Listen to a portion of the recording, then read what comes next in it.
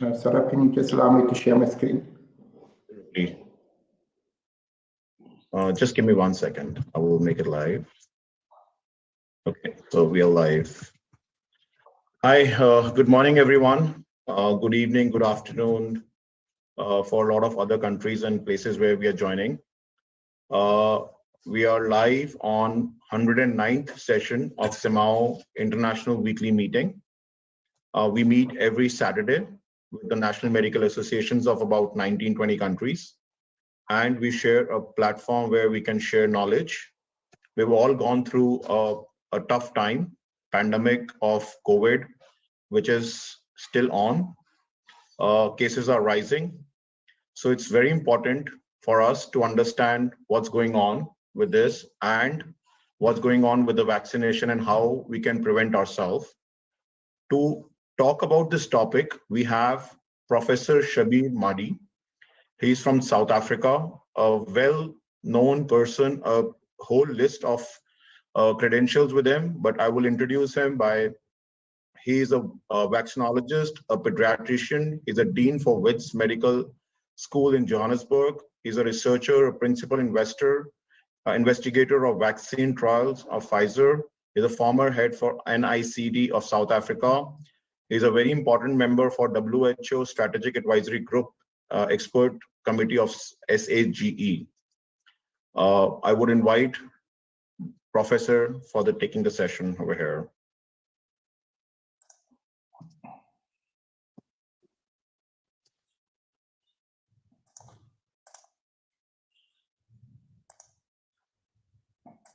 So, good morning, everyone, and thanks for this opportunity.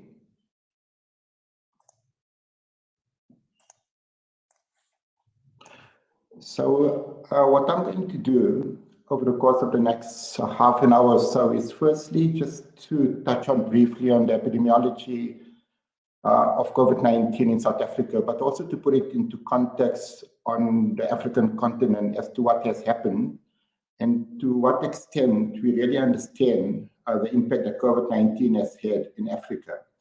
And then I'll touch briefly on the issue of the Omicron variant, as well as how it turned out in South Africa, including the data around vaccine effectiveness, and some lessons which have been learned during the course of the experience with the Omicron wave, which I believe is important to keep in mind as we move forward during the course of this pandemic. And in particular, the type of decoupling which we observed in South Africa, which really speaks to what we perhaps did and did not do correctly in the past, including when it comes to vaccine rollout. So these are data which are a bit outdated from the 13th of April, but the essence of it remains pretty much unchanged. So around about the middle of April of this year, globally there were about 500 million cases of COVID-19 which have been reported. What notable was that just about 2.5% of these cases were actually recorded from Africa. Now, Africa constitutes 18% of the global population, yet they were reporting about 2.5% of all of the cases on the continent. When you look at Africa more deeply in terms of the recorded number of cases, roughly about 40% of all of those cases are being reported from a single country, and that is South Africa. So South Africa constitutes around about 5% of the African population, yet is responsible for reporting 40% of all of the COVID cases that have been documented. Now, the major reason for this is that if we were just to look at COVID-19 reported cases, what we would see is that South Africa has got an incidence which is not too dissimilar to many other Northern Hemisphere countries, perhaps a bit lower, whilst for the rest of Africa, you've got incidence that is extremely low per million of the population. And what underpins this is really vast differences, heterogeneity, when it comes to the amount of testing that's done on the continent. So even in South Africa, which does amongst the highest testing across the entire continent, the amount of testing that's done per thousand of the population is about 20 times lower than the amount of testing that's done, as an example, in the United Kingdom, and about 6 to 7 times lower than the amount of testing which is done in the United States. So what we're experiencing across the African continent, and including in South Africa to some extent, and I'll show you data that supports this, essentially is an under-ascertainment of the impact that COVID-19 has had, both with regard to cases and obviously consequently with regard to COVID-19 death. Now, the reason to believe that there has been systematic under-ascertainment of the case rate are a number of sero-surveys which have been conducted over the course of the past 2 years. And this is an analysis of sero-surveys that were undertaken until the middle of November 2021. And this is before the onset of the Omicron wave. And what we see across the continent is that, across the globe, is that the continent with the highest seropositivity, in fact, is Africa, sitting at 79%. What we see based on the sero surveys is rather than 500 million people having been infected with the virus, the estimate based on the sero surveys, where about 44% of the global population have been infected at least once. And again, to emphasize, this was before the onset of the Omicron wave, results in about 3.4 billion people having been infected with the virus already by the middle of November 2021. The highest case rate basically sits in South Asia at 1.34 billion, largely because of the higher population size in that region of the world. So when it comes to the number of people that have actually died of COVID-19, globally, around about April as well, the number of people, middle of April, the global number of recorded cases was sitting at 6.2 million. And as you can see, Africa was only constituting 0.25 million of those cases, 250,000.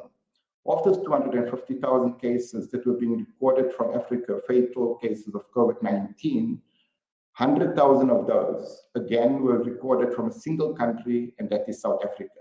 And like I mentioned, South Africa only constitutes 5% of the African population. So why do we believe that the systematic under-ascertainment of COVID-19 cases is premised on the experience in South Africa as well as other African countries where there's been reasonable amount of reporting? And what we basically see is that when looking at the case rate per 100,000, the death rate per 100,000, low and middle income countries, in fact, have got a substantially higher COVID-19 mortality rate than high income countries and upper middle income countries. South Africa is an upper middle income country, yet our case fatality rate per 100,000, in fact, is substantially higher than the average that's been reported for other middle income countries, as I'll show you.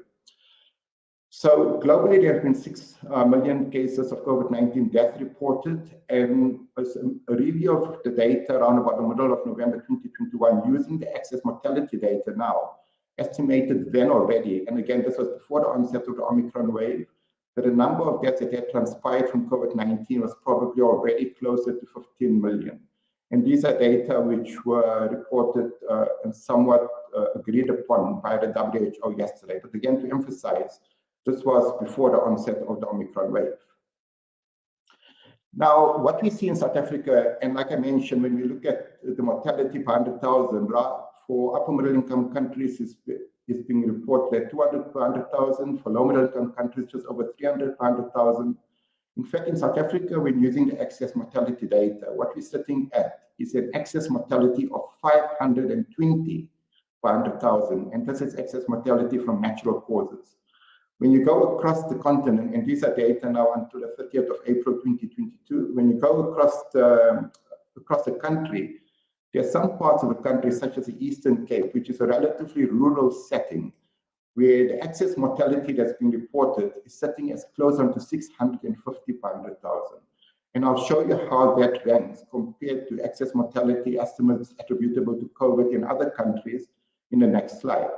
And what you see with this excess mortality, there is a narrative that not all of this excess mortality is attributable to COVID-19, and that is possibly correct. But at the same time, when looking at this excess mortality and when it's occurring in relation to the actual recorded death, you find that this excess mortality spikes are very much synchronous with the recorded COVID-19 death. So the recorded COVID-19 deaths in South Africa as of the 30th of April was at about 105,000. Excess mortality gave an estimate closer to 310,000. But the synchrony of these trajectories really suggests that, in fact, the majority of this excess mortality, and I would venture that probably 90% of this excess mortality is attributable to COVID-19. it cannot be attributable to other conditions because we wouldn't expect the same sort of the synchrony of this trajectory because of other medical conditions. I do believe that as we move forward, because of there being because of there not being adequate focus on many other chronic conditions, including the delayed diagnosis of tuberculosis as an example, interruptions of treatment for TB, for HIV, for other chronic diseases, that beyond the pandemic and in the next year or so, we probably will continue seeing higher excess mortality, which now will be less attributable to COVID, but rather excess mortality due to poor management or interrupted management of these chronic conditions. So where does excess mortality, what does excess mortality tell us about other countries and the extent of underascertainment? And this is an analysis that was just released yesterday. Using the United Kingdom as a reference, and the reason for that is the United Kingdom, the excess mortality and recorded number of deaths is very much almost identical. And using that as a reference, what we find is that a country such as South Africa, and as I just showed you, probably underreports COVID-19 deaths by a factor of about 2.6. But then when you go up, many other countries, and this is only limited to analyzing countries where at least 10,000 COVID-19 deaths have been reported. In many African countries, they haven't even reached this threshold, not because those deaths haven't necessarily occurred, but rather because of the underascertainment of those deaths. So they basically excluded from this analysis. As we move along, we find that in a country such as India, the estimate is that the recorded death underestimates the number of COVID-19 deaths that have likely transpired by a factor of 10. In Egypt, by a factor of 11.5. So systemic underreporting of COVID-19 mortality across the globe, largely because of challenges when it comes to testing, as well as issues when it comes to access to healthcare facilities, with healthcare facilities having been overwhelmed in many, many parts of the world, including some high-income countries. Large numbers of patients, including South Africa, didn't even make it to healthcare facilities and unfortunately demise outside of healthcare facilities. This is not unique to COVID-19. In a place such as South Africa, as an example, historically what we've seen is that close to 40% of children under the age of 5 actually don't die in healthcare facilities. They die at home. So those cases obviously wouldn't be investigated, and you wouldn't really know the reason why they died outside of the COVID pandemic. During the course of the COVID pandemic, when those deaths are aligning to the surge of cases of recorded COVID-19, then we can be fairly confident that those deaths are possibly related to COVID-19. So using these cases, and this is looking at excess mortality per 100,000 as of middle of April again, where we're sitting is that South Africa's excess mortality is sitting, like I mentioned, substantially higher than other upper middle income countries. It's about 420, 430 per 100,000. This is assuming that about 80% of the excess mortality is due to COVID. India basically is sitting in the region of about 3 to 4 million the total number of COVID-19 attributable deaths in India is in the region of about 3.5 to 4 million. Per 100,000 is sitting almost identical to where South Africa is sitting. Compared to a country such as the United Kingdom, where even using excess mortality to measure COVID-19 attributable death is sitting at about 200 per 100,000, half or 50% compared with what exists in South Africa and India. So upper middle income countries and middle income countries, including India, South Africa, have not been spared from COVID-19. If anything, the COVID-19 death rate in these countries is substantially higher than in high income countries. Now, with that in a backdrop, what we see when it comes to COVID-19 vaccine rollout is a huge amount of inequity. And this has existed since the start of the rollout of COVID-19 vaccines around about November of 2020 already. Across the African continent, many countries have still not even vaccinated 20% of the population. There are some countries which are yet to vaccinate even 5% of the population. A country such as South Africa, which started to roll out belatedly COVID-19 vaccines around about June of last year, 1 year later, we have not yet even reached 50% of our population. And most importantly, perhaps in my mind, is that even in individuals above the age of 50, we have now just reached around about 60% of that age group who contribute to more than 80 to 85% of all of the deaths that transpires from COVID-19. But at the same time, as I mentioned earlier, there has been a fundamental shift with regard to the population immunity against COVID, and particularly against severe disease and death. And that immunity has evolved, not so much so because of rollout of COVID-19 vaccines on the African continent compared with what has happened in West Europe, in North America, South America, but rather immunity that has evolved because of infections.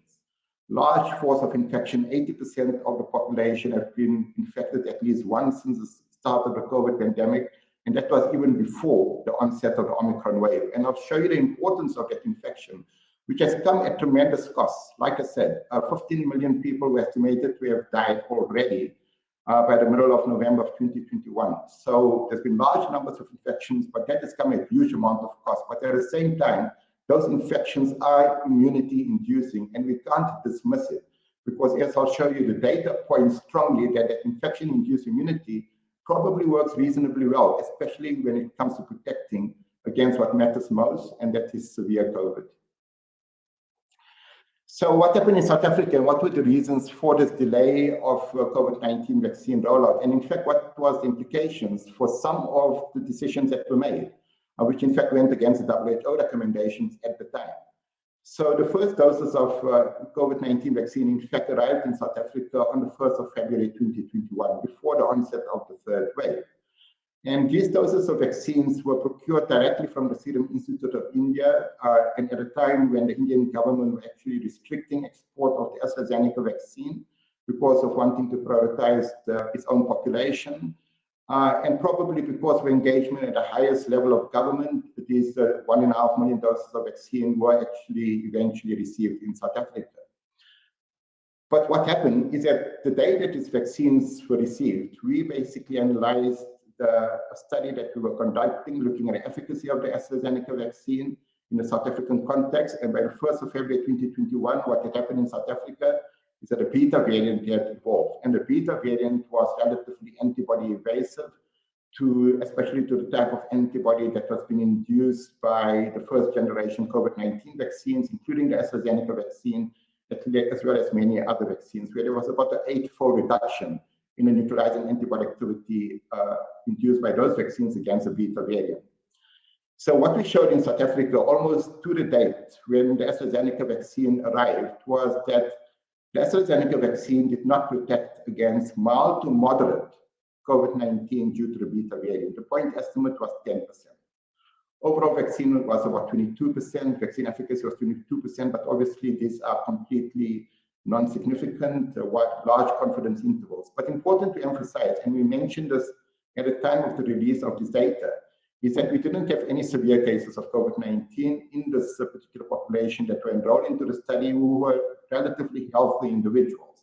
But we showed no efficacy against mild to moderate COVID-19 due to the beta variant. And that didn't come as a surprise, because 1 or 2 weeks earlier, what we had also demonstrated, in fact, was that there was very little neutralizing antibody activity in those individuals that had received the AstraZeneca vaccine. So for the beta variant, closer to 85% of individuals had no neutralizing antibody activity against the beta variant, compared to 100% of individuals having neutralizing antibody against the wild type virus. So this didn't come as too much of a surprise that we didn't show efficacy. Now, despite that data, the WHO, at the same time, what we were able to show, and this was reported in the same study, is that despite this diminished neutralizing antibody activity that was being induced by the vaccine, what was being relatively preserved and largely unaffected was the T cell responses. So looking at the CD8 responses, the CD4 responses, the vast majority of these responses, which are polyepitopic by nature, targeting close to 87 different spike epitopes, those T cell responses against those epitopes were largely conserved. 76 out of 87 epitope inducing T cell responses were basically unaffected by these mutations that had transpired in the beta variant. So we now have a situation very similar to what we're experiencing with Omicron, as I'll show you. is we've got the variant that is highly antibody evasive because of multiple mutations in the RBD and the NTD, but at the same time, the T cell responses are being relatively conserved against these relatively antibody evasive variants. Now, based on these data, together with some animal model studies that came out around about the same time, the WHO recommended that even in countries where the beta variant was dominating, those countries should continue using the AstraZeneca vaccine, because biologically there was indirect evidence which still showed that the AstraZeneca vaccine could protect against severe COVID, despite the disappointing results of the South African study. But like I mentioned, rather than using the vaccine, South Africa's government and some advisors decided not to use the vaccine and sold off the vaccine to other African countries where the beta variant was also dominating. So here we had a situation where there was limited opportunity to get vaccines. The vaccines were known to be safe. The WHO was saying that you still need to use these vaccines even where the beta variant is circulating. But rather than using these vaccines and targeting it to those that require it the most, and those are people above the age of 50, South Africa decided not to use the vaccine. And I'll show you what the consequences of that sort of decision-making has been. Subsequently, in a study from Canada, in fact, the study basically demonstrated that the WHO advised, had we adhered to it, we would have been able to protect a substantial number of people and prevent substantial number of deaths from transpiring in the subsequent waves. So in this Canadian study, looking at the AstraZeneca vaccine, 14 days after the first dose, the vaccine effectiveness against the beta or gamma variant was estimated to be in the region of 80%. So 80% reduction in severe disease due to the beta or the gamma variant, whereas this AstraZeneca vaccine didn't have any protection against mild to moderate COVID-19. So when we think of COVID-19 vaccines, we really need to understand why we're using these vaccines. And we need to set the goal as to the purpose we're using this, as to the reason we're using these vaccines. When we talk of vaccine efficacy, we sort of get, it becomes obfuscated by being unclear whether we're just talking of all symptomatic disease, including asymptomatic infections, or focusing on severe disease. In the current generation of COVID-19 vaccines, as the data shows, really are vaccines that work best and are most resilient in protecting against severe disease and death. So what was experienced with the Omicron wave in terms of responses as well as vaccine effectiveness? So South Africa was the country, together with Botswana, where the Omicron variant was first reported around about towards the end of November 2021. And that resulted in a huge amount of panic across the globe, including with many countries shutting their borders to Southern African countries with the false belief, and it appears that they hadn't learned anything from the past experience. So even during the course of the beta variant, where countries embarked on the same sort of strategy of shutting their borders, what they simply failed to understand is that although the beta variant was only identified, reported in South Africa around about the middle of November 2021, as you can see from the sequencing data, the evolution of the beta variant took place already around about September 2020, but was only reported in November 2020. That's when it was first identified. So by the time we actually identified these variants have already been circulating for weeks. The only reason we only identifying these variants at a later stage is that we only start becoming more focused on increasing our sequencing or having sufficient numbers to sequence when there's an increase in the number of cases. So when the case rate is low, there's very little sequencing that's been done because the number of cases that are coming to the lab are fairly limited. Now, the same thing applies to the Omicron variant. That by the time that we actually identified it, it probably had already been circulating for a few weeks before. So shutting your borders only at a time when a variant is first being reported basically is agnostic to the reality that this variant has already been circulating and is probably already dispersed. So that's what we experienced with the Omicron variant. And more recently, what we're now seeing is that as the Omicron variant subsided, we saw an increase in the sublineages, including the BA2, which didn't get too much traction. It started to increase, but then dissipated fairly rapidly. And more recently, we're getting an increase in the BA4 and BA5. And I'll show you some of the data regarding the trajectory of COVID-19 in relation to the BA4 and BA5 sublineages. So like I mentioned, South Africa reported it toward the presence of the Omicron variant towards the end of November 2021, and 2 weeks later, despite all of these countries, Northern Hemisphere countries, many other countries shutting their borders to South African and Southern African countries selectively, the entire Omicron is already dissipated across the globe. And this should be a lesson that when there are variants that evolve, shutting your borders to a handful of countries simply is not going to achieve anything. If you want to shut your borders, you need to basically shut your borders to the rest of the world. Because just shutting your borders to South Africa doesn't minimize the chances of the variant ending up in the United Kingdom, because travelers to India will still be coming to South Africa, going back to India and going to the United Kingdom as an example. In addition to which, like I said, by the time you identify these variants, in all likelihood, these variants have already dissipated into many other countries. Now, the reason for concern with the Omicron variant was firstly because the mutations indicated that it would be relatively antibody evasive, in addition to which there were some mutations suggesting that it would be much more transmissible than other variants. There was also a suggestion that it might be able to evade innate immunity. So what did we experience for the Omicron wave in South Africa? What we experienced is that it very likely was more transmissible, because the incline of this trajectory was much steeper than anything that we had actually experienced in the earlier waves. But at the same time, it increased much more rapidly and participated more rapidly with the longer tail compared with other variants as well as the wild type virus.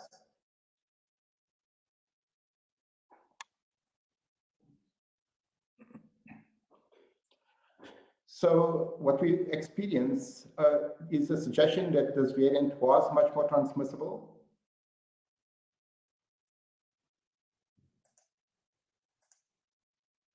The variant was much more transmissible than earlier variants.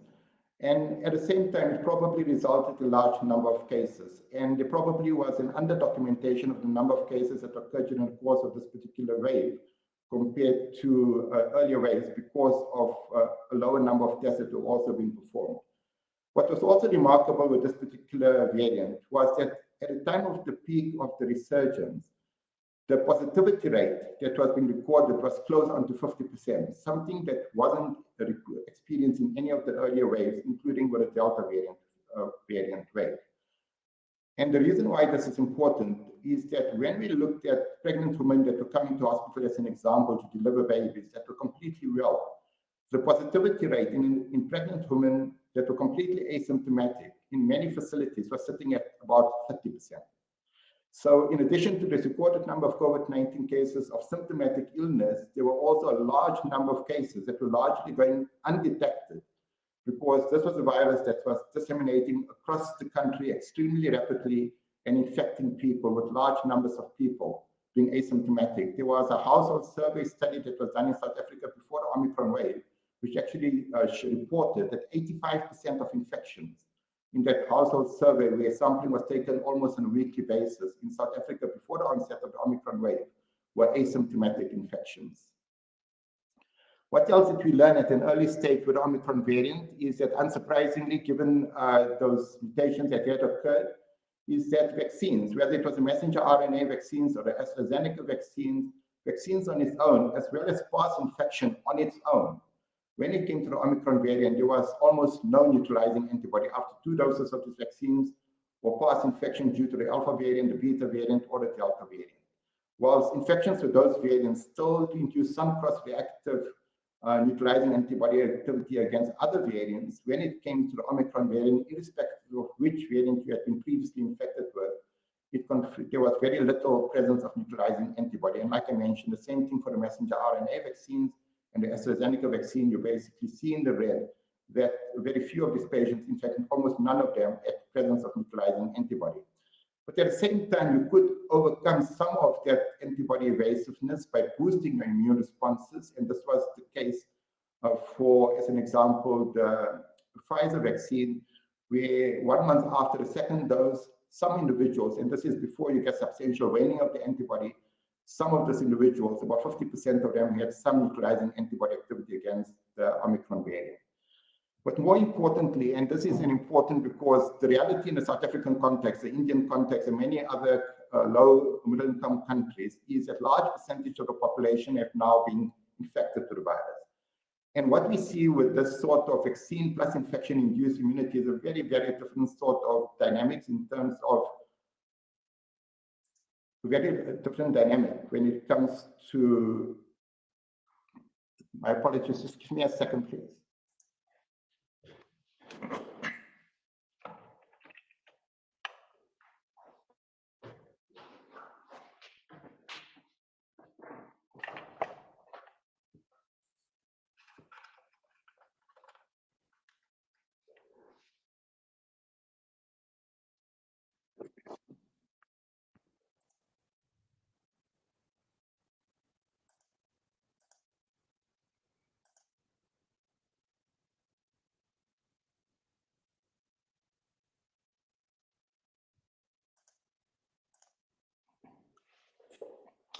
So when it comes to this hybrid immunity, we see a very different sort of a picture evolve with regard to the kinetics of the antibody and the amount of neutralizing antibody that still exists. So what we see with hybrid immunity is that in fact the substantial amount, the large majority of the cases that were investigated still have neutralizing antibody activity against the Omicron variant.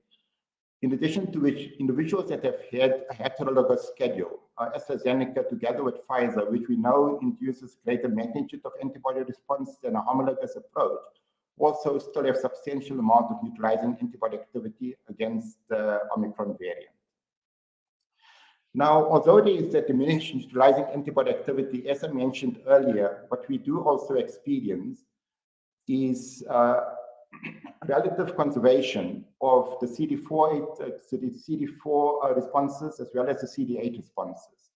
So less than 15 to 20% of the CD4 and CD8 responses are actually affected by the mutations that have materialized with the Omicron variant. So we've got a situation that vaccine-induced immunity, although there's greatly diminished neutralizing antibody activity against Omicron variant, is largely preservation of the T cell responses. And this doesn't only apply to the vaccine-induced immune responses, but also applies to infection-induced responses. So irrespective of whether you were previously infected with a wild type alpha, the beta variant, or a delta variant, the CD8 and CD4 and CD8 responses that are induced by those particular past infections. And again, they're even more polyepitopic in that they're not only targeting the S protein, but also targeting the N and the M protein. Those CD4 and CD8 responses from past infections are relatively conserved against Omicron, despite the multiple mutations that have transpired in the spike protein of Omicron. So what did this turn out with regard to its impact on vaccine effectiveness? Unsurprisingly, what was reported in South Africa for the Pfizer vaccine is that whilst effectiveness against all severity illness, symptomatic COVID-19, diminished from 80% for the Delta variant wave that was before Omicron to 33% against Omicron, what was less affected was vaccine effectiveness against severe disease. And I'll show you that data.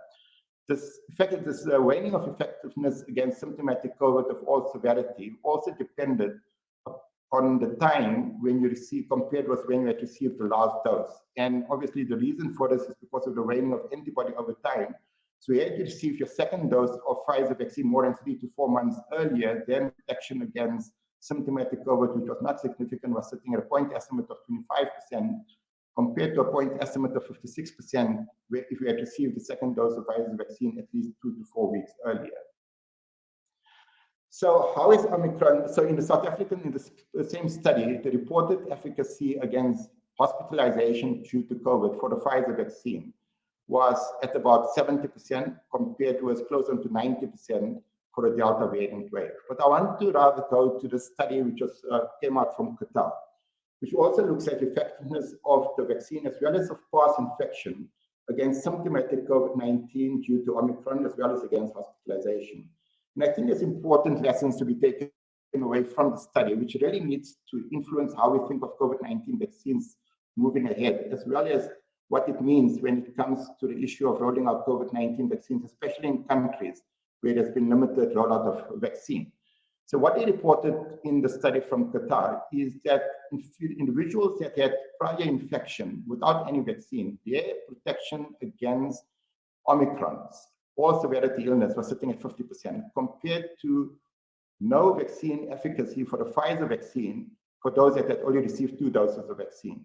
If people have had hybrid immunity, the effectiveness against symptomatic Omicron illness was sitting at 52%. If they had 3 doses, that had gone up to 60%. If they had hybrid immunity and 3 doses of the messenger RNA vaccine, the Pfizer vaccine, that goes up to 75%. And this is for all severity illness. So we see a difference in terms of vaccine effectiveness for past infection being actually better than 2 doses of the messenger RNA vaccine in an absence of past infection. And that speaks to a greater depth and breadth of immune responses that are induced by infection compared with vaccines only. But like I mentioned earlier, we're now very much in this world where the majority of individuals, especially in middle-income countries, are actually having hybrid immunity because of the large force of infection that has transpired. But when it comes to effectiveness against hospitalization, almost identical to what was seen with the beta variant, is that despite vaccines not necessarily protecting against all symptomatic illness, protection against hospitalization was consistently high, irrespective of whether it was past infection, 2 doses of the Pfizer vaccine, hybrid immunity with 2 doses or 3 doses, sitting in the region of 96 to 100%. And a very similar sort of picture being seen with a BA2 variant, the BA2 sublineage, almost identical picture to what was seen for the BA1 lineage, except that the confidence intervals here for severe disease are much wider.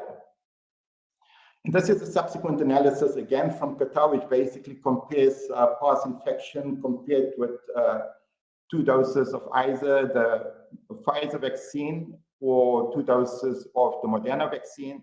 And the summary of this that is shown at the bottom is that past infection, in fact, in this analysis from Qatar, performs better than 2 doses of these vaccines, both against symptomatic illness as well as against severe COVID-19.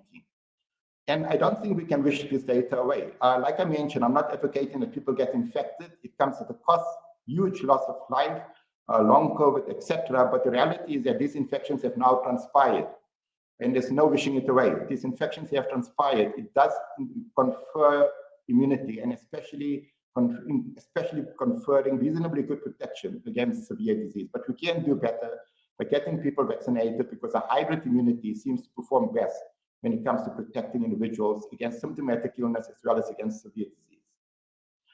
So what did we see with Omicron in South Africa, and what type of decoupling? So Omicron arose at a time in South Africa where only about 1/3 of the population had received at least a single dose of the vaccine.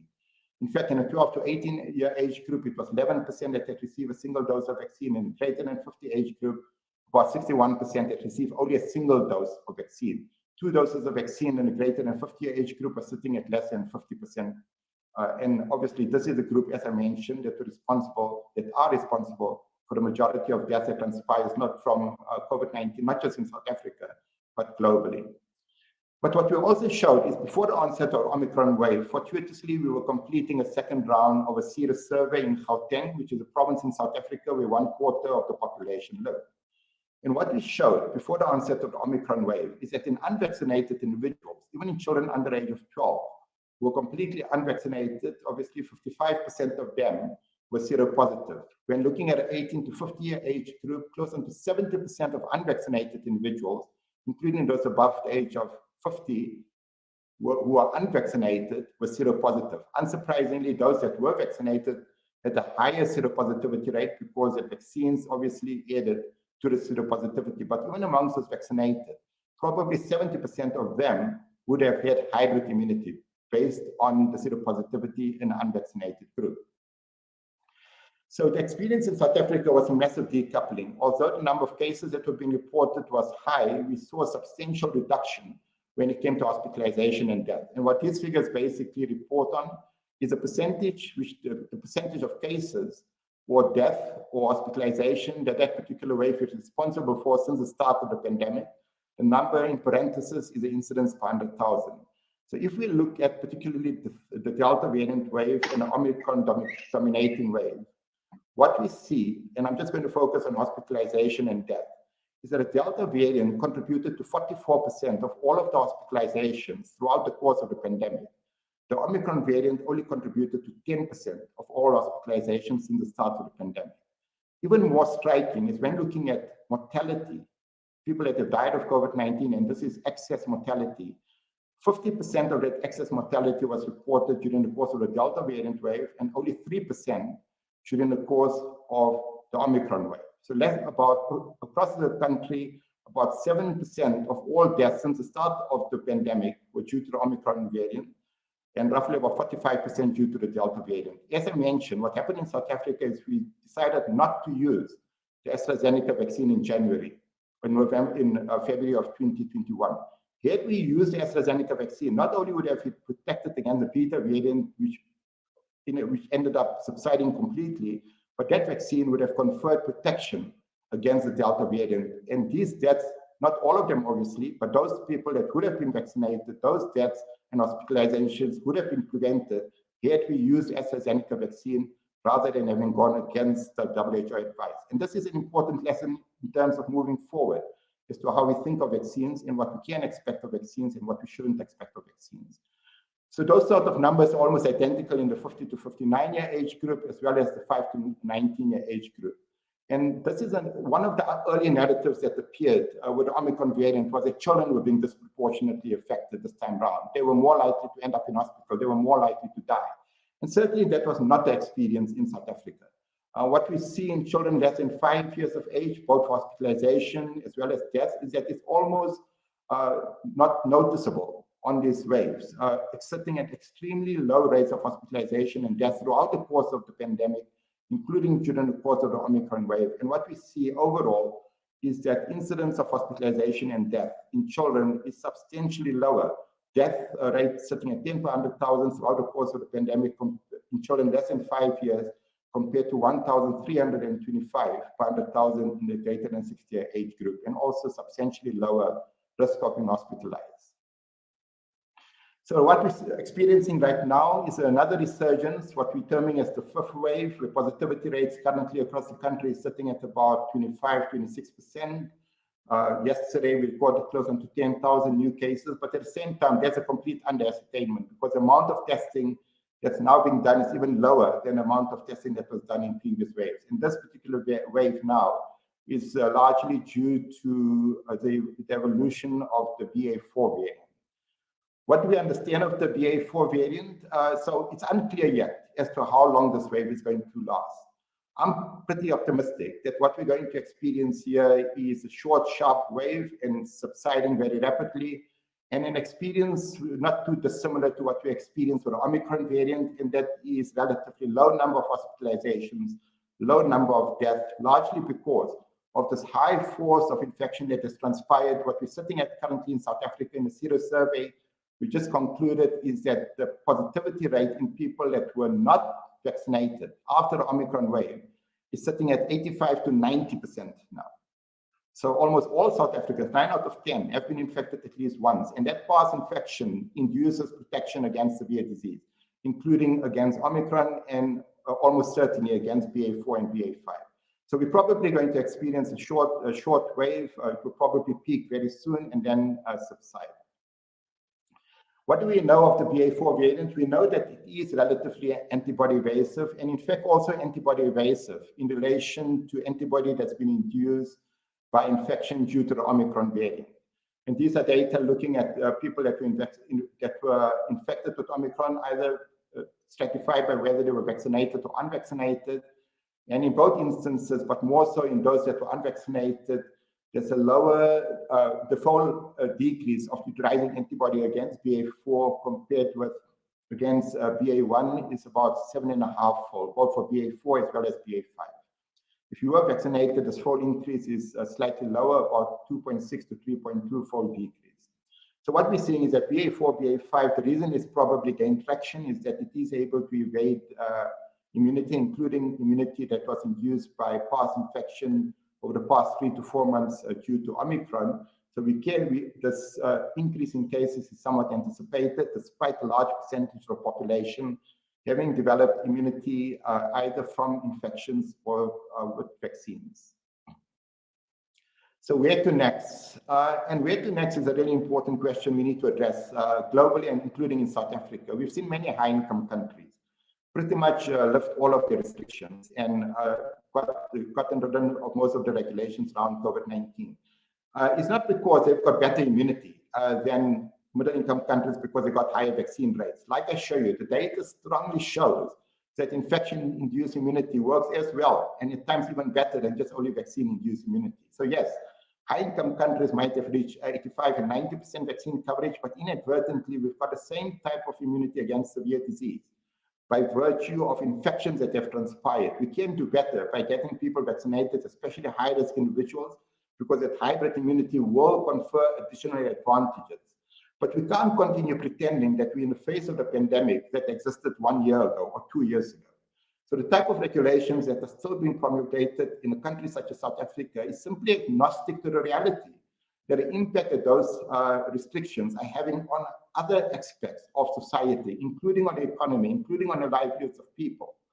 And it seems that we've been just simply oblivious, agnostic to the reality and to the experience of the past, and still continue pursuing regulations which have failed dismally, not just in South Africa, but many other resource-constrained countries in preventing infections. Had those regulations worked, we wouldn't have had 85 to 90% of the population having been infected with the virus at least once, not just in South Africa, but also in India and many, many other low-middle-income countries. Unfortunately, it's a bitter pill to swallow, but those regulations, lockdowns, and even the type of masks that are used and masking and restrictions simply, unfortunately, haven't done much in preventing infections from transpiring, or we wouldn't end up with high seropositivity rates.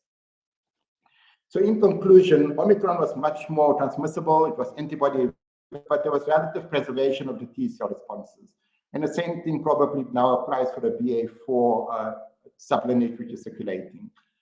And like I mentioned, for many countries, what we're seeing is that this past infections, high force of past infections, confers protection against severe disease due to Omicron, even if not protecting too well against infections. And that includes past infections due to the beta variant, due to the delta variant, due to wild type. The type of decoupling of infections and severe disease that was observed in South Africa is a combination of immunity that arose because of vaccine rollout, but also because of infection-induced immunity. And in fact, as I showed you, most of the immunity in the South African context is infection-induced immunity, which has come at huge cost again, at the loss of 300,000 lives. But at the end of the day, what we're sitting with right now is 85 to 90% of the population have got this infection-induced immunity, which does protect against severe disease and death. But you can do better with vaccinating, even those that have been previously infected, because that hybrid immunity, as I indicated, probably would also protect against, confer protection against mild COVID due to Omicron. So we can expect further resurgences. We do, future variants are almost predictable, but the chances of these variants being able to evade T-cell immunity, in my mind, is very low. And if that does materialize, in the unlikelihood of that materializing, that takes us back to March of 2020. And for all intents and purposes, we can rename COVID-19 to COVID 2022 or COVID 2023 if such a variant evolves. So I think it's extremely unlikely that we're going to see a substantial amount of mutations that are going to be able to evade T-cell immunity, and especially T-cell immunity that is induced by past infection, because the breadth and the depth of that T-cell immunity is much more extensive, including targeting the N protein. So I do believe that countries such as South Africa and many other countries where they still continue pursuing regulations, unless you're countries such as China, or a country that's still pursuing a zero COVID policy, which I don't think is sustainable, there's good reason to do what is being done in many high-income countries, and that is accepting to learn to live with the virus, continue vaccinating people, but realize that we're in a very different phase of the pandemic, and many of the regulations that currently exist and that currently still continuing in South Africa is coming at a huge cost in terms of damage to the economy, and a huge cost in terms of affecting the livelihoods of people. So thanks for the opportunity, and happy to take any questions.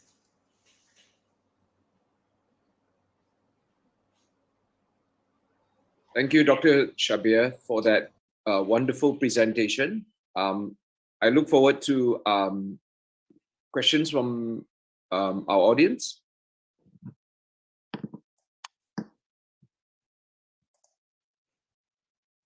Ask a question. Yes. Dr. Manisha, actually, my question is, after 2 doses of vaccine, say AstraZeneca, followed by an Omicron infection, then say government in India says 3 months later you can get another booster. But my question to you is, how much would be the hybrid immunity offered by Omicron plus 2 vaccines that one should go in such a hurry for another booster within 3 months? Is it worth it? Is it derogatory, or it is irrelevant? So I think that's a really good question. And as I indicated, with hybrid immunity, and I didn't show you the other data, is that in fact, even a second dose of vaccine in an individual that have been previously vaccinated does very little in increasing and neutralizing antibody responses compared with after just a single dose of vaccine. So when people have been previously infected and receive a single dose of vaccine, their immune responses are better than people that have received only 2 doses of vaccine without past infection. And there isn't too much additional gain by giving a second dose of vaccine, at least not when given in the space of 4 to 12 weeks after the first dose. But in direct response to your question, with hybrid immunity, you've got substantial protection against severe disease. And especially if you have 2 doses of vaccine with and being infected with the virus. But at the same time, if you are at high risk of developing severe disease, if you immunocompromised, if you've got underlying medical conditions, and if you're wanting to optimize your protection against symptomatic COVID and not just against severe disease, then I think there might still be a case for additional booster doses of vaccine, but not for the general population.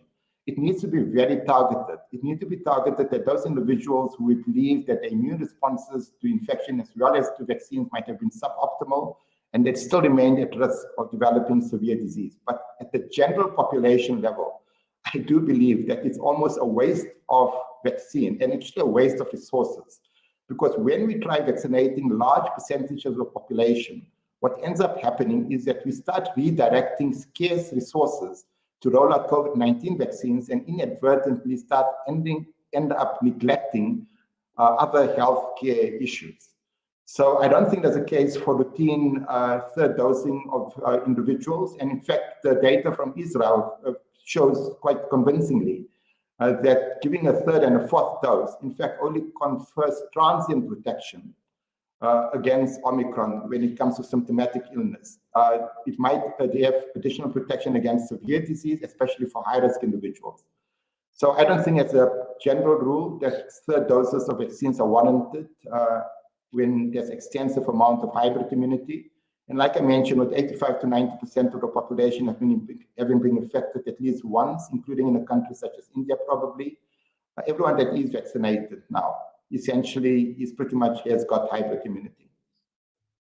And the other issue is that the timing of those doses, it doesn't help much to get a third dose of vaccine at the end of a wave. Because by the time the next wave arises, there's going to be waning of antibody. So if you're wanting to get additional doses of vaccine, it needs to be timed to the time of round about the start of a resurgence, rather than being indiscriminately used way before resurgence transpires, because by the time that resurgence transpires, there's waning of antibody, and we might have a new variant that is evolved by then. That's a great advice. Thank you.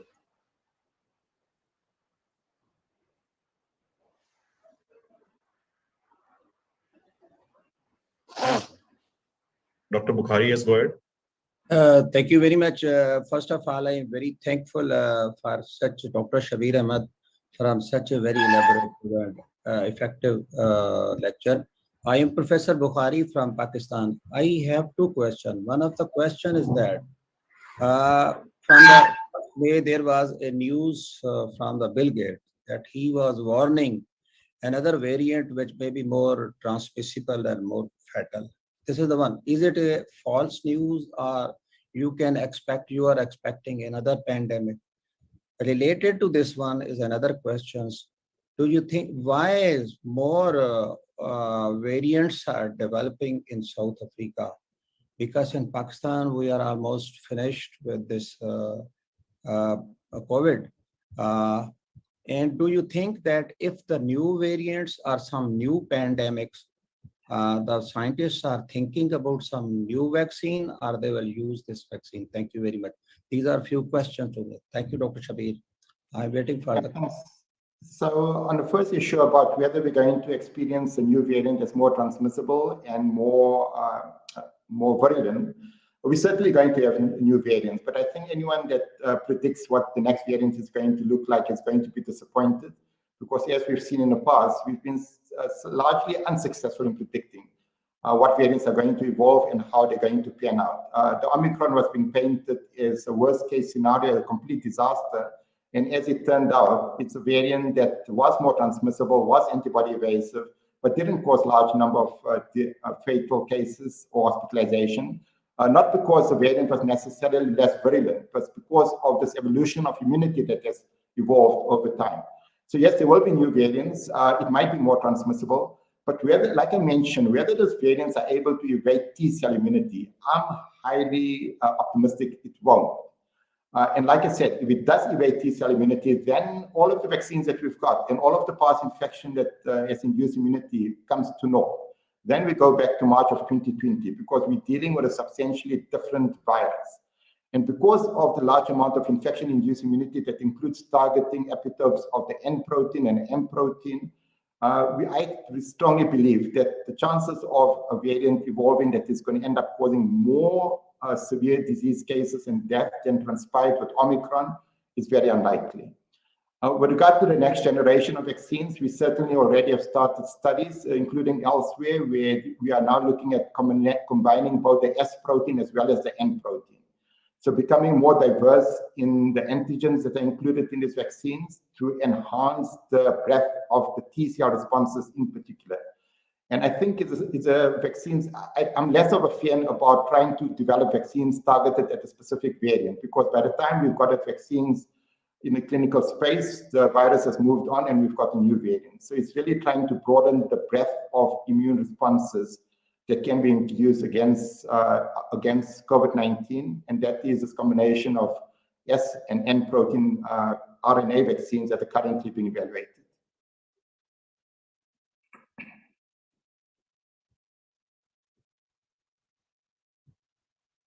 Thank you so much. Can we have more questions, please? Dr. Angelica, please. Thank you so much. Good morning, and thank you so much, Prof Madhi, for an excellent presentation. I just need to, or just help me out if my understanding is then correct, because this is also what we are seeing in the surgeries.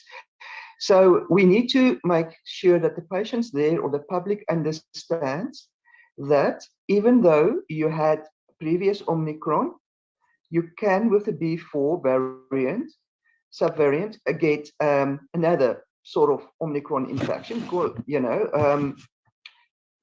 So it's no guarantee, but it's mild disease.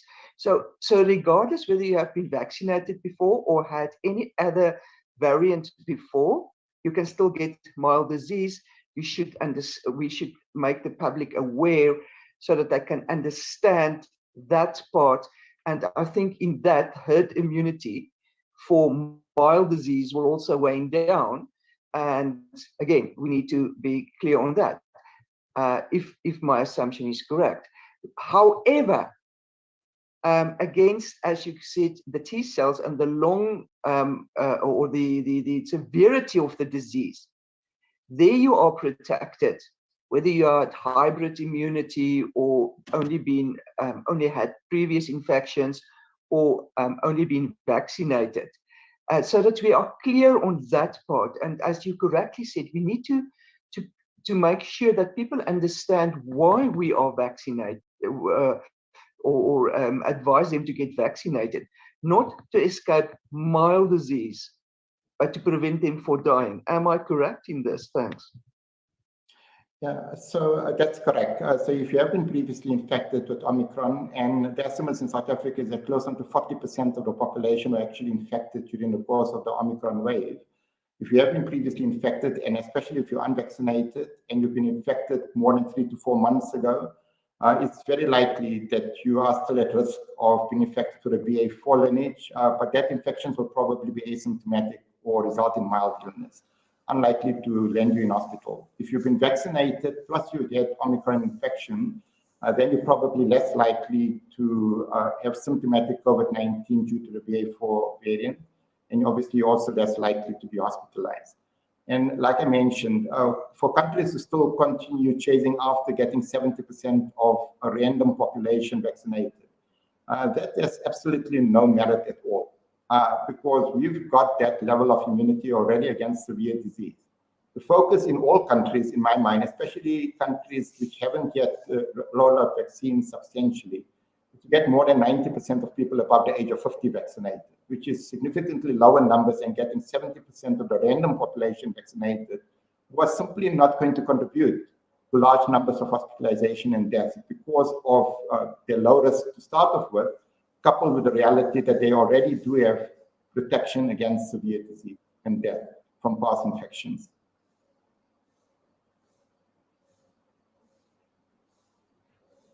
Thank you. Yes, Dr. Manisha, you have another question? Yes, my question is, since these vaccines had come up against the earlier variants, starting from Wuhan virus. So the present vaccines that are available for third, fourth booster, or even second, first, are they, as per your charts, they are not as effective in Omicron as they were in the previous wave. So what is your comment? Are they tweaking the vaccines enough to be effective for Omicron and the future variants? Yeah, so like I mentioned, it really depends why you're using the vaccines. If you're using the vaccines to prevent the sniffles and to prevent the runny nose, then these vaccines are completely useless to an extent. But if you're using these vaccines to protect against severe disease, even against Omicron, as I showed you, as well as, like I believe, against future variants, these first generation vaccines will still protect against severe disease and death due to Omicron as well as other variants. But at the same time, I do believe there's a need for a second generation of vaccines, which are the vaccines that are currently being evaluated, which targets more epitopes than just those of the spike protein. So it depends why we're using vaccines. We're not using vaccines to prevent the sniffles. We should be focused on using vaccines to protect against hospitalization and death. About the other issue that people argue why everyone should be vaccinated is because people develop long COVID, which is a real reality, which is a reality. But we don't know any longer as to whether the risk of developing long COVID now, when people have got immunity from past infections or have been vaccinated, is actually thin compared to the risk of developing long COVID in the absence of immunity. And in fact, we do know that vaccines alone actually reduces the risk of long COVID when there are breakthrough infections. So I don't think that the whole notion that we're trying to prevent long COVID, and that's the reason why we need to vaccinate everyone, including children, holds much water, because I do think that we in a different phase now, where even the risk of developing long COVID is reduced by virtue of the underlying immunity that has evolved from infections as well as vaccines. Thank you. Okay, so Dr. Akhtar. Thank you very much, Prof. Madhi. It was a really very informative presentation. And my question, Prof, is about the mask. Children wearing masks in the school, not wearing masks, adult must wear masks, indoor, outdoor. Prof, what is your opinion on that? Thank you. Yeah, so I've been speaking about this nonstop for the past 3 days. So I think you have heard my opinion. So the bottom line is that masks work, but masks only work if you're using the right type of mask and if you're wearing it properly. So you need to be using the N95, the KN95 mask, and you need to use it correctly. And you can't be taking it out when you're in a room to have tea. You need to use it with other people. You need to use it correctly all of the time, especially when indoors. Believing that we're actually achieving much by asking children to wear masks when they're in school is again been completely agnostic and dismissive of the reality. Had those masks been working in children, in protecting them from being infected, we wouldn't have had 2/3 of children being infected with the virus at least once before the onset of the Omicron wave, and that probably sits at 80% now. So just asking children to wear a mask in class, when once they're out of class, they're not wearing a mask, they go to other indoor spaces, they're not wearing a mask, they get infected, doesn't achieve much. But in addition to which, the type of masks that are being used by the majority of South Africans are these cloth masks. And the cloth mask does not protect you against infection. It doesn't reduce the chances of you disseminating the virus into the environment because it's got low ability to filter out microparticles. So we continue pursuing policies which simply the data shows us, it's not me saying it, the data shows that it hasn't protected or reduced infections from transpiring, because had it reduced reduction in transmission, we wouldn't have 85 to 90% of the population infected at least once. Children are extremely low risk of developing severe disease. So again, it's difficult to understand why we're getting them to do something which probably is to their detriment in terms of social engagement, in terms of just even learning in the school space. So short answer, I see very little value to be using a mask for children. For high-risk individuals, when there is a resurgence, when they are indoors, they certainly should take additional protection, wear a proper type of mask and wear it correctly. Thank you. Yes, can you ask a question, Mr. Munishwa Sabman? Can you hear me, sir? Yes, please ask your question. Okay. Very well done, Dr. Shabir. It's one of the most wonderful subject, and you have very nicely explained everything. Only what I just wanted, one of my previous speaker already asked about the mask. This the Korean variant, because I'm a practicing doctor of this general physician. I see a lot of, even twice I became infected with COVID-19, and what I just feel that is this social distance, mask, and travel restriction, and all this vaccination and COVID testing. Is it mandatory? Should be mandatory to all the developing countries to travel? And second thing is, this COVID-19 is so much so, is variants are go on evolving, and WHO is doing their best, and even in India we are doing a lot of vaccination has been done to the most of the persons, but still we are having COVID positive cases. It's rampant in Delhi, Mumbai and Bangalore. We are getting a lot of cases. When it will be going to be end? Can you please throw some light on this, Dr. Shabir ji? Yeah, so like I mentioned, I mean, all of these regulations does very little in protecting people from being infected or limiting the amount of virus that is transmitting. The most important measure that you can take, especially when indoors. So firstly, the majority of infections that do transpire are infections that are occurring indoors. More than 80% of infections are because of indoor gatherings or indoor interactions. There's very little chance of being infected when outdoors. But when indoors, the most important measure, unless you're wearing an N95 or a KN95 mask and wearing it correctly, the most important measure to reduce chances of rapid spread of the virus and large outbreaks is ventilation.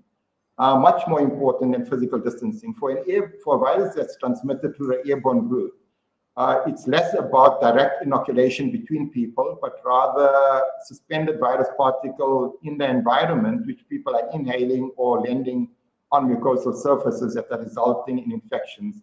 So asking children to space themselves 1 meter apart in a class or 1.5 meters apart in a class is an example. When there's poor ventilation, achieves absolutely nothing because they're still going to get infected irrespective of whether they're sitting on top of each other unless there's good ventilation in that space. And many of the other regulations, like I said, We should stop believing that they work, because had they worked, we wouldn't have 85 to 90% of the population being infected with the virus at least once. When it comes to vaccines, like I mentioned earlier, it depends why we're wanting to use vaccines. What I didn't mention, that for healthcare workers, you're wanting to probably optimize your protection even against mild COVID. And I think there's a good case to be made for healthcare workers to be vaccinated, to get additional doses of vaccine, be it a third dose or a fourth dose, at the start of the time when there is a resurgence in that country. Because you're wanting to optimize your protection against even mild COVID, because when healthcare workers go off work, it obviously impacts on healthcare facilities in addition to just impacting on themselves. So we're wanting to safeguard healthcare facilities. So I do believe there is a role for healthcare workers to get additional doses when there is a resurgence, so we can minimize the number of healthcare workers that end up getting sick with COVID-19 and then needing to go off work at a time when there's a resurgence, which puts pressure on healthcare facilities. So I hope I answered your question, but like I said, many of these regulations have not worked in preventing spread of the virus significantly, and they're doing more harm than good. Thank you very much. Dr. Muzukwa, you have a question? No, thank you so much. I just dropped my hand after realizing that my question was answered, from the other participants. Okay. Thank you. Okay. Dr. Monica?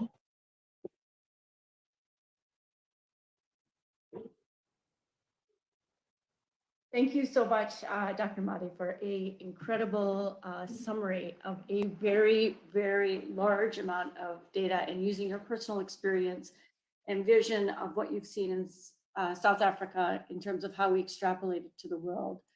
What I found very interesting about your conversation was talking about the timing of the appearance of the vaccinations, the decisions that were made on a societal level about the approach towards vaccinations and the outcomes of using the same vaccinations in other countries, and understanding that it is a moving target. What is the virus? Where is the variants happening? What are the vaccinations, and what's the level of immunity that you've achieved, whether it be through hybrid immunity, vaccine immunity, natural infection immunity? I think what you have said has been very pragmatic. I believe that you've provided a view and a lens to the entire pandemic that was a fantastic summary with a lot of granularity. So I want to say thank you for your insight. I think it's impossible to predict where we are going to go with the pandemic. I agree with you that it's going to be very dependent, and we need to uncouple the death, mortality, excess death from the number of infections. And as we start seeing that uncoupling of the process, we are going to see the long tail, but it will be a tail to the pandemic as this becomes endemic. I think the only question that I would have for you, and it was something that you said about not using immunization to prevent long COVID, but to prevent more so infections related to moderate to severe disease and mortality, if I am summarizing correctly. I am quite concerned. I work as a clinical allergist and immunologist, and in the current wave, I am now seeing patients who are reporting prolonged symptoms, even from the ancestor virus, all the way through Alpha, Delta, and the phases of Omicron. And where we are facing in the decision in the United States, where currently the second booster dose is available for those who are 50 and older, primarily with the mRNA vaccines. Johnson & Johnson just got, which is the other viral vector-based vaccine, got its kind of restricted recommendations recently. Do you not see a role of having, even if it was a short-term benefit, of utilizing the short-term benefit immunizations to prevent the potential of long COVID symptoms that we are beginning to see with milder infections? I think the morbidity of infections have been very high, and I'm now concerned that as the death rate goes down, that the morbidity associated with mild infection and the form of long COVID is something that we are still yet to see as the next pandemic. Yeah. So Monica, perhaps I should be more explicit and clarify what I was saying around vaccines and long COVID. So the type of examples that you cite, and long COVID is a real entity and it is a reality. I don't think we've adequately characterized what percentage of people that are infected end up with long COVID, because there are biases in terms of who is being diagnosed. And like I mentioned, in a country such as South Africa, where 85% of infections are asymptomatic, so they wouldn't be diagnosed. So as a percentage of diagnosed cases of long COVID, it might seem high, but when adjusting for undiagnosed cases, the rate of or the prevalence of long COVID would be lower. But that does not diminish the importance of long COVID. But what I'm saying is that the type of experience that you've just cited, where someone has got infected with the initial wild-type virus and still has persistent symptomatology, that individual got infected with virus at a time when that individual was relatively naive. We do know that vaccines, when rolled out in the context of a relatively naive population, they actually do reduce the risk of long COVID. So that is a given. But what we face with right now is a very different situation compared with what existed 1.5 years ago, in that we've got extensive immunity which has been induced by infections as well as vaccines. And what I'm saying is we don't know whether the risk of developing long COVID, when there's underpinning immunity against COVID-19, be it from vaccines or from a past infection, whether the risk of developing long COVID now is the same in individuals with reinfection and breakthrough infections compared to infection in a naive individual. And I do believe, and I had COVID-19 about 3 to 4 weeks ago. It lasted for about 3 days. I'm completely well. I might be that example of someone where vaccines really work. It protected me from ending up in hospital. And I think that is what I'm saying, is that we don't know what the risk of long COVID is now when there's such extensive underpinning immunity against COVID-19 that's resulted from infections as well as vaccines, compared to what the risk of long COVID was when people were being infected the first time around. Thank you. Thank you very much.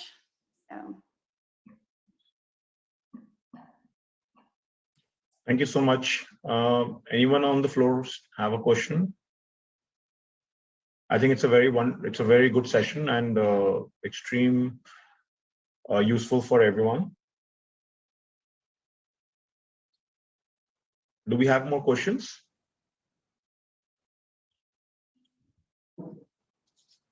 Okay, Dr. Shabir, it was a very nice session and a very useful information. We request you to be a part of this CMAAO sessions on a regular basis. I will ask Dr. Akhtar, if you want to be a part of the group, we can add you there. And I think vaccination and everything is something which will even continue after the pandemic. So, whatever knowledge you will share is very useful for us. If anybody else has a question, otherwise we'll wind up the session early today. Not that it's early, but yeah. Okay, Dr. Shabir, thank you so much. Any take-home message you have for us? No, like I said, I think we need to become a bit more optimistic about where we're heading. The pandemic is not over, but we are at the tail end of this pandemic, and I still remain very optimistic that we're never going to experience, at least not with this virus, like anything that we experienced as an example during the course of the Delta variant wave. But again, the other important lesson is that the next time around, when there is a new virus, when there is a new pandemic, we need to have learned from the lessons of this pandemic, and we also need to start working on preparing for that next pandemic at multiple levels. And do you think the vaccination which are available can go for a modification that quickly or for the next variant if it comes ever? Yeah, like I said, for COVID-19, there is a second generation of vaccines, which I think will probably start becoming available towards the end of the year. So I am optimistic there will be a second generation of vaccines that might do better than the first generation, even when it comes to protecting against mild COVID-19, as well as being more resilient when there is further variants that arise. Great. Dr. Shabir, I just want to ask a last question, and before we end the session, do you specify any age where people should avoid vaccination after a certain age, let's say after 90 or after 85 or something? they should avoid a vaccination or a booster dose? No, absolutely not. After in that age group, you're probably requiring 4 and 5 doses of vaccine rather than only 2 or 3 doses. Because they're immunocompromised, they need to get that additional booster. Patients with cancer, as an example, 2 or 3 doses of vaccine, in fact, still induces a lower immune response. And in fact, 3 doses is probably the equivalent of priming in a patient with cancer and probably someone above the age of 70. So those are the highest risk of developing severe disease, and they're most in need of vaccines. Great. So thank you so much. With this note, we will love to close this session. This was 109th session from CMAAO, an international weekly meeting, and a very important topic covered by Mr. Shabir Madhi. We request him to be a part of the session in future as well. Thank you everyone for joining in. We have about 19-20 countries, and we have representatives over the last 2 years with us. So thank you so much for joining in, and see you again next week, same time, same day. See you then.